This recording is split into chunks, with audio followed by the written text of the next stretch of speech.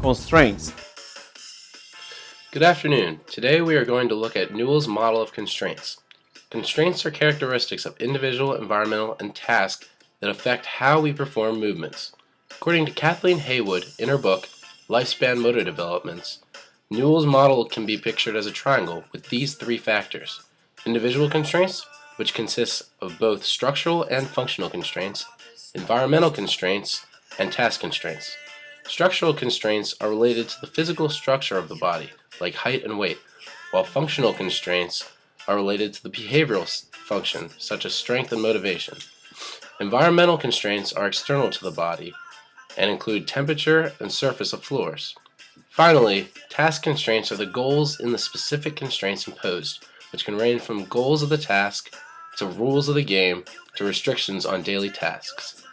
Now we follow Tyler Rubino as he faces multiple constraints throughout his daily life.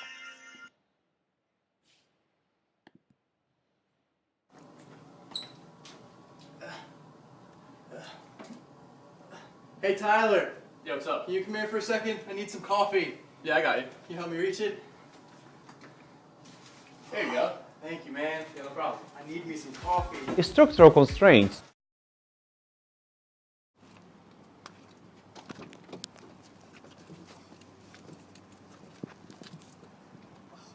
Way too tall for this car. Jesus.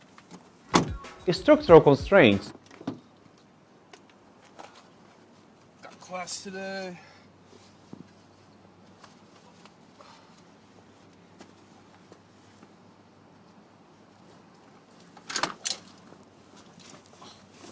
I can't bring this. This is way too heavy.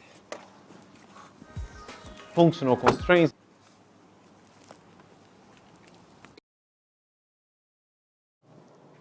Okay, Tyler, are you ready to start your exam?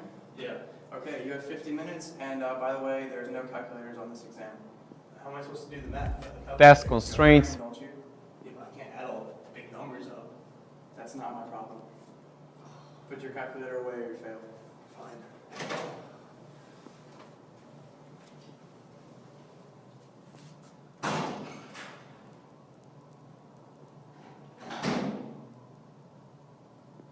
I can't do this. Too bad. You can leave now Functional if you want to, constraints. but you fail. I'm gonna fail anyway. Okay, well, it's your choice. This stinks.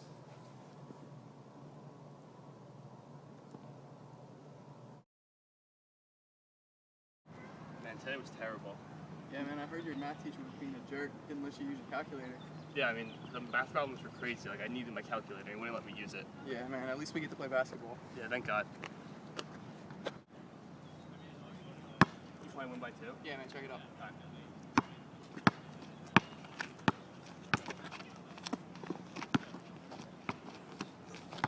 Dude, you fouled me. My ankle. Task constraints. Sprained my ankle. Jeez. Functional constraints. God. My ankle's killing me. Oh my God. Need to ice this. Consider the environmental constraints. Oh my God. This video documents Tyler's day, pointing out constraints we face on a daily basis without thinking about it. We saw examples of individual, both structural and functional, environmental, and task constraints. Structural constraints include the struggle to get out of his car due to his large size, and Ryan's structural constraint of not being able to reach the coffee without Tyler's help. Functional constraints shown include the inability to carry all of the bags to class due to them being too heavy, rolling his ankle causing him to be unable to walk, and his inability to remember how to do the problems on the test without a calculator. The environmental constraint shown is when Tyler is forced to go up the stairs despite his injured ankle. Also, if there is water on the basketball court and it potentially caused or contributed to the injury, it could be considered an environmental constraint. Finally, the task constraints displayed include the teacher disallowing the calculator to be used on the exam and the foul committed during the basketball game. In many situations, when task constraints are placed on an individual, it is possible to adapt. This was studied in depth by Sanders et al.